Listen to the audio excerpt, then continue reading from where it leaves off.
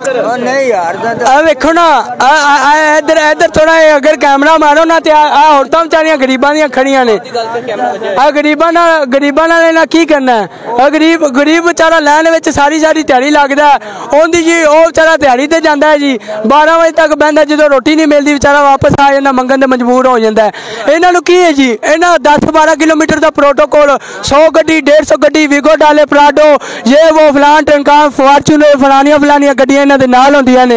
इन्हों का 10-12 किलोमीटर का प्रोटोकॉल अरबा रुपए का होंदा है। वज़ीर आला साहब की जी बेटी है वो जी रजानाबाद पढ़न जाती है रजानाबाद आती है। और गरीब का बच्चा तो एक सरकारी स्कूल च नहीं पढ़ सकता। गरीब के बच्चे को पेंसिल होंगी तो कापी नहीं होंगी कापी होंगी तो पेंसिल नहीं होंगी। इन्होंने गरीबों नाल की करना है। गरीबों ने एवं आटा देईदा जिवें ये देंदे ने ये कहंदे नहीं होना तो यह चाहिए सी ना भी जेडे पर्चियां कटदे ने उन्हां दियां जेहड़ियां वो धुप्पे बैठे होण ते गरीब जेहड़े ने छावें लैन च लग के फिर आटा देंदे फिर गल बनदी।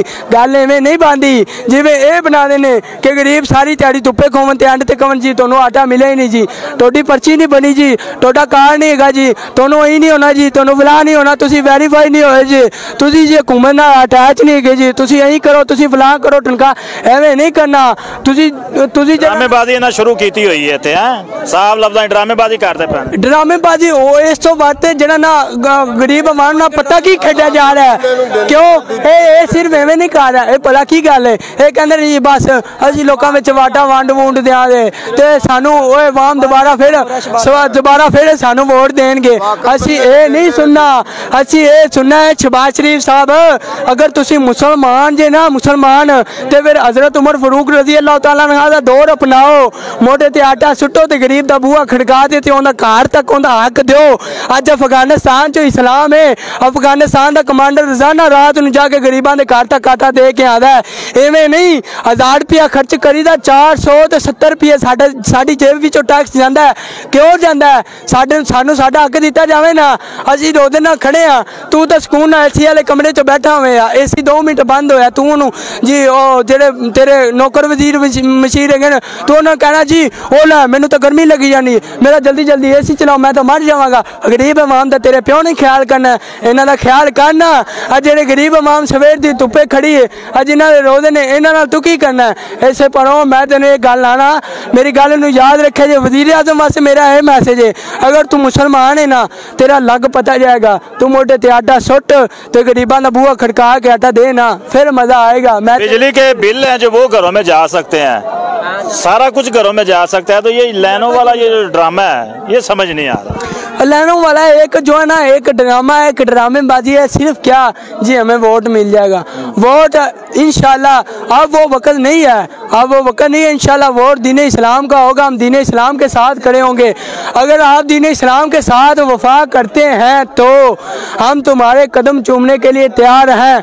हम अपने सिर की जो सिर पे जो चादरें रखी होंगी ना इंशाल्लाह वो उठा के आपके पाँव में रखेंगे अगर आप दीन के लिए खड़े होंगे। आज अगर हम दीन के साथ खड़े होते ना कश्मीर और जो है ना कश्मीर में ऐसे गरीब की बेटियों के कश्मीरियों के साथ ऐसे बेईमानी ना की जाती। अगर आज दीन इस्लाम होता तो फ्रांस का कुत्ता हजूर के दीन पे ना भगता।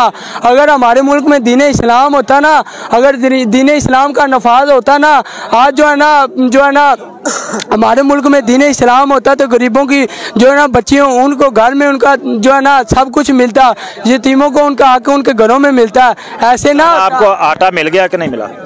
आटा वो तो सुबह से खड़े हुए हैं जी जब लाइन में लगे हुए हैं जी 1000 बंदे की लाइन थी वो लाइन जब मुकम्मल हुई हम करीब पहुंचे हैं जी आटा खत्म हो गया। मैंने कहा अगर इस्लाम होता ना तो ऐसे ना होता। आपको आटा मिला? नहीं सर मैनू नहीं मिला 9 बजे सुबह खड़ा होया पौने 2 बजे कहा जी आटा खत्म हो गया कोई आटा नहीं मिला।